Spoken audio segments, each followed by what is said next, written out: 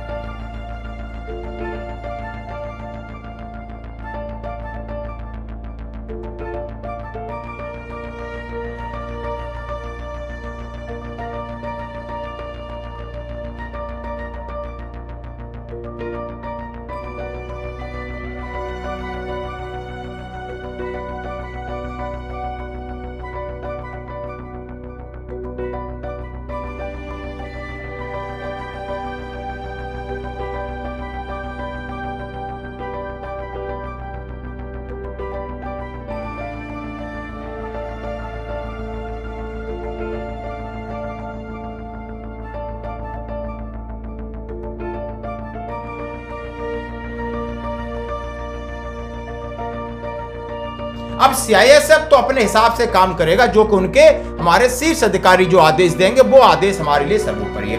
अब वहां पर एक वाहन जाता है और उसको विनम्रता से बोलते भाई अपनी गाड़ी चेक कराओ।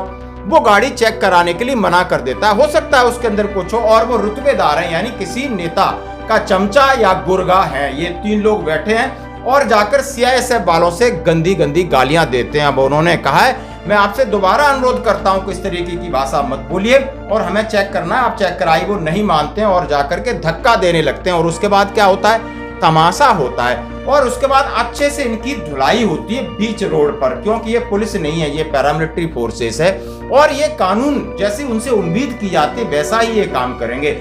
आप किसके भतीजे हो, किसके पोते हो, किसके चमचे हो, किसका पोस्टर लगा के घूम रहे हो, हमें इससे कोई मतलब नहीं। यानी हमारे लिए तो संविधान और कानून और आदेश।